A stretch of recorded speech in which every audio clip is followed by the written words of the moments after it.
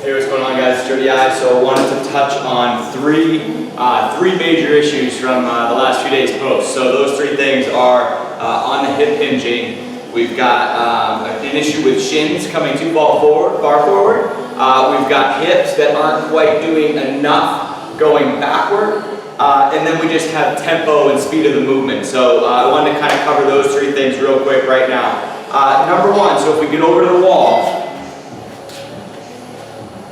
my shin position, this should stay nice and tall, or as close to completely tall as we can possibly get. Different shin lengths and different biomechanics are going to differ a little bit, but always, no matter who's doing the exercise, this shin should be straight up and down almost the entire time. Feet are going to be shoulder width apart, and when we hip our hinge, the only reason my knee is bending and the only reason my chest is coming forward is because my hip is going back. All right, so the movement, all of the movement from head to toe is all initiated and a result of what's happening at the hip. All right, so if we're in this position, Swiffer, pretend Swiffer, back is those 3 points of contact again, shoulder width, feet pointed straight ahead. My goal is to reach my hip back, and I'm not thinking about anything else. If I'm successful, my aim is to get a little bit farther away from the wall. So that was about at my limit. But let's say I started 1 foot from the wall and reached my hip and I made contact. I want to creep a little bit farther forward, and so I'm really kind of struggling to get that hip all the way to this wall. All right, and that should really ignite these hamstrings. Again, my shins are staying nice and tall. So I've seen a few videos where even though people are able to maintain the 3 points of contact, their shins are still coming way forward. That's going to result in more quad and more back when we start swinging kettlebells. And we want the kettlebell swing to be all hip driven. So, foot from the wall to start. If you're successful, creep a little bit farther out. Each rep should be 2 or 3 seconds. So now we're going to get into that tempo. It's not, as quick as you can do it. On the contrary, I want your feet. You should ideally be barefoot for this or close to it. And what I want you to think about is actually driving your heels into the ground and almost grabbing the ground with your toes as you very purposefully push that hip back and come through. Push, pop through. So each rep, let's have it take 2 to 3 seconds, all right? So real quick, let's do 3 sets of 5 wall taps with 2 to 3 second reps for each one. 2, 3, reach, drive. 3, 2, 1, drive. Again, grabbing the floor with my feet, driving my heels into the floor. 2 more. Shins are staying tall. And that's 5. We're going to do 3 sets of that, guys. Shins tall, hips back. Slow tempo. All right? Again, the hips initiate the movement. So it's not knee flexion and then hip back. And it's not fall forward and then have my hips come back. The very first micro movement of this hip hinge is this. All in the hip. It should all be from the hip. Let's do 5 more.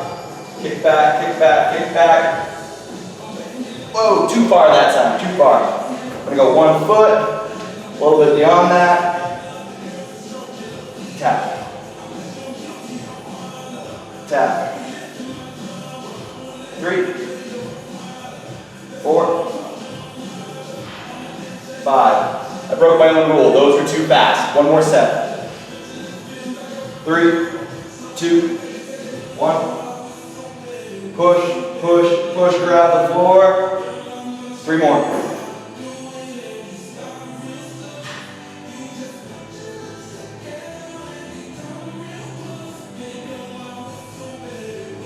Very good, guys, very good. So, the swing for today.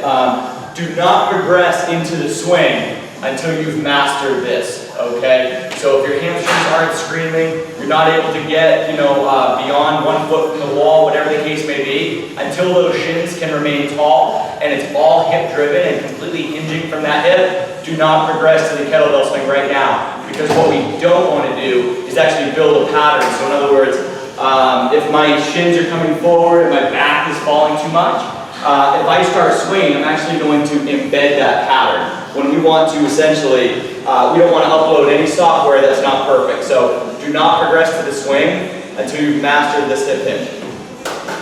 For those of you ready for the swing, how we're going to start this, again, we're going to embed this hip-driven pattern with the swing. So we're actually going to do a low swing today. So the way what this looks like is shoulder width feet. I want you to take the kettlebell forward and pull it back like this. Now when I do that, my shins are staying nice and tall, but most importantly, my lats are getting super engaged. So when I take the bell and drag it, right, my lats are on fire. My heels are driven into the ground, my hips are high. And what we're going to do here is actually swing the kettlebell, maintaining our hip position.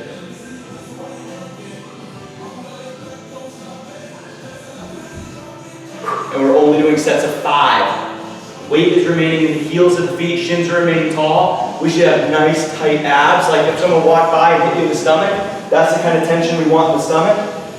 Second set.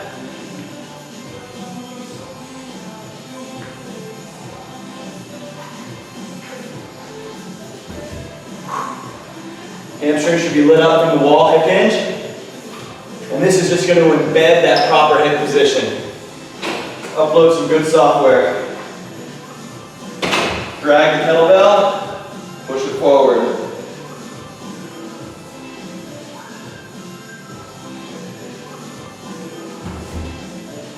That's it, guys. 3 sets of 5. 3 sets of 5 today. Arun, nice job. Post your videos. I'm going to give you all the feedback I can. Keep it up, guys. You guys are killing it. These things are going to be perfect by the end of the week. Arun.